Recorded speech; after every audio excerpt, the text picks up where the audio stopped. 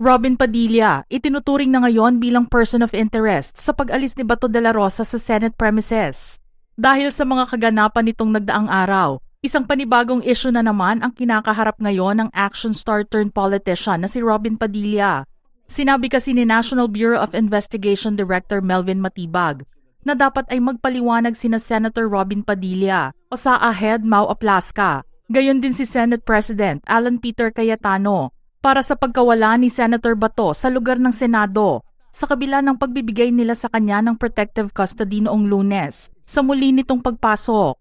Kinumpirma ni Cayetano na si De La Rosa kasama si Padilla ay umalis sa Senado bandang 2:30 ng madaling araw noong Huwebes, May 14, ilang oras matapos makarinig ng putok ng baril sa loob ng gusali na ginamit umano ng ilan bilang diversionary tactic upang takpan ang kanyang pagtakas.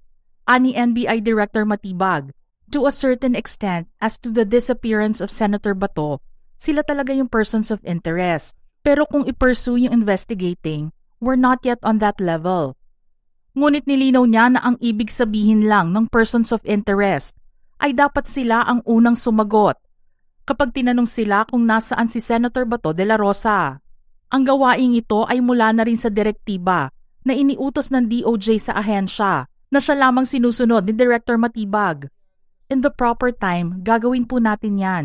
Malinaw naman po yung sinasabi namin lagi na we are following instructions from the higher-ups. Sa DOJ po yung pinaka-main coordination dito. So doon po tayo. Dagdag pa niya na nakumpirma mula sa misis ni Bato na si Nancy na tumakas ang kanyang mister at kinuha ang pagkakataon habang nagkakaputukan sa Senate building. Naibalita rin noong isang araw na nakita di umano sina Padilla at De La Rosa sa NAIA Terminal 3 bandang 4:00 ng madaling araw noong May 14.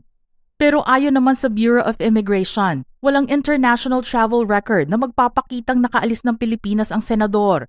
Gayunpaman nilinaw ng BI na hindi sila makakasagot sa domestic travel. Tanging mga international departure lamang ang kaya nilang kumpirmahin. Sinabi naman ni SP Alan na he is on his own now dahil umalis na siya sa kustodiya ng Senado.